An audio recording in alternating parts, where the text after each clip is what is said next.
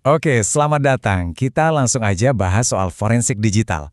Anggap aja ini kayak permainan kucing-kucingan tingkat tinggi antara para investigator cyber dan para peretas yang jago banget nutupin jejak mereka. Oke, biar kebayang, kita mulai langsung dari sebuah kasus. Sebuah teka-teki yang sering banget ditemuin sama para investigator di lapangan. Coba deh bayangin, ada hacker masuk ke jaringan, terus mereka ngakses file penting. Tapi anehnya, pas Anda cek tanggal terakhir diubahnya itu 3 tahun yang lalu. Gimana coba bisa gitu? Padahal jelas-jelas mereka baru aja ngotak-ngatik file itu. Nah, ini ilusi yang sengaja mereka buat. Pertanyaannya, gimana caranya? Nah, ini dia jawabannya. Tekniknya itu namanya time stomping. Jadi, si penyerang ini ngubah stempel waktu yang kelihatan sama kita, yang di level pengguna, atau sebut aja SI. Anggap aja ini kayak ganti tanggal di sampul depan buku. Tapi, sistem operasi itu punya catatan rahasianya sendiri di level kernel, namanya FIFN. Nah, catatan yang ini jauh lebih susah dimanipulasi. Jadi, tinggal bandingin aja tanggal di sampul sama tanggal di catatan rahasia, langsung deh ketahuan aslinya kapan file itu diubah. Pertarungan kecil-kecilan kayak tadi itu sebenarnya terjadi setiap hari di dunia yang jauh lebih besar.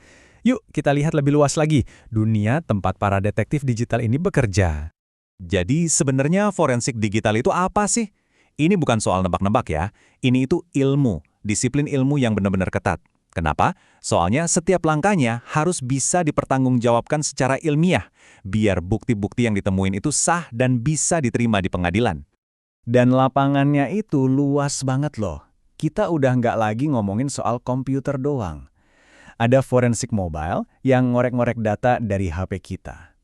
Ada forensik jaringan yang tugasnya nganalisis lalu lintas data yang, nggak kelihatan. Bahkan data yang kita simpan di cloud pun ada cabang forensiknya sendiri. Setiap lingkungan digital ini punya jejak dan petunjuknya masing-masing. Oke, sekarang coba kita pindah posisi.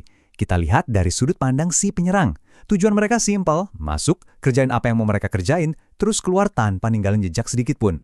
Nah, salah satu jurus pertama dan paling umum yang mereka pakai adalah ngehapus event logs atau catatan kejadian. Ini benar-benar kayak perampok yang abis masuk rumah, terus dia sapu bersih semua jejak kakinya biar nggak ketahuan. Dan cara ini, efektif banget, kayak yang dijelasin di sini. Dengan menghapus log, mereka tuh sama aja kayak bikin sistem pemantau keamanan jadi buta. Nggak ada log, ya nggak ada alarm bahaya yang bunyi.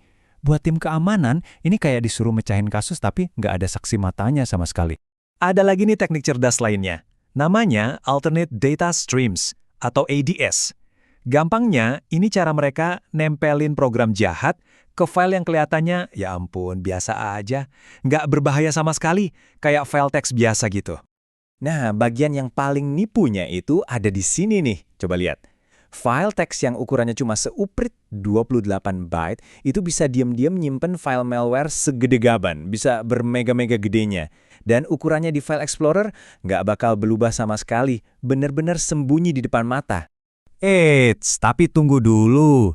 Untuk setiap jurus si penyerang, para investigator punya jurus balasannya.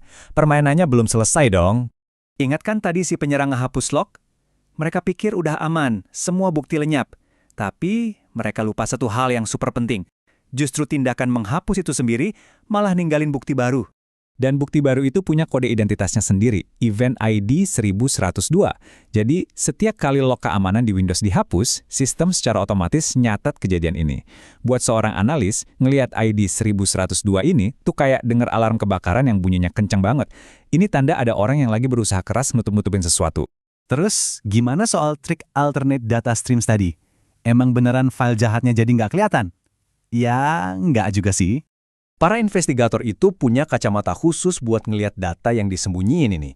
Cukup dengan ngejalanin perintah simpel di PowerShell atau dengan menganalisis yang namanya Master File Table. Anggap aja MFT ini kayak daftar isi super lengkap buat seluruh hard drive. Mereka bisa langsung lihat, oh ternyata ada file lain yang nempel di file teks ini. Triknya langsung kebongkar. Oke, semua trik balas-balasan ini emang keren. Tapi gimana caranya investigator mastiin temuannya itu bisa dipercaya dan kuat di mata hukum? Nah, disinilah kita beralih dari sekedar adu trik ke sebuah proses yang sistematis. Karena forensik digital itu bukan cuma permainan adu pintar, tapi ini adalah proses ilmiah yang ketat dan terstruktur. Dan ini poin yang paling krusial. Biar temuan ini sah dan bisa dipakai di pengadilan, setiap langkahnya harus ngikutin metodologi yang jelas, yang bisa diulang dan diaudit. Inilah yang ngebedain investigator profesional dari yang amatiran. Nah, proses yang jadi standar emas di industri ini datangnya dari NIST, atau National Institute of Standards and Technology. Ada 4 langkah utama. Pertama, pengumpulan. Kumpulin semua bukti dengan super hati-hati. Kedua, pemeriksaan. Pakai tools buat narik data penting tanpa ngerusak bukti aslinya. Ketiga, analisis. Di sini kita mulai nyambung-nyambungin titik-titik petunjuk. Dan terakhir, peloporan. Semua temuan didokumentasikan dalam laporan yang jelas. Proses ini ngejaga integritas investigasi dari awal sampai akhir. Oke, jadi kalau kita lihat gambaran besarnya, semua ini mengarah kemana? Ya, ke permainan kucing dan tikus yang gak ada habisnya. Ini adalah siklus yang terus-terusan berputar. Setiap kali investigator nemuin teknik baru, para penyerang langsung putar otak, nyari cara baru buat sembunyi. Selalu begitu. Dan ini ninggalin kita dengan satu pertanyaan terakhir yang cukup bikin mikir. Di dunia yang sekarang udah penuh sama deepfake dan data buatan AI, kira-kira apa ya artinya kebenaran digital di masa depan nanti? Gimana caranya para detektif digital di masa depan bisa bedain mana jejak yang asli dan mana ilusi yang sempurna? Nah, itu dia tantangan berikutnya dalam pengejaran yang sepertinya nggak akan pernah berakhir ini.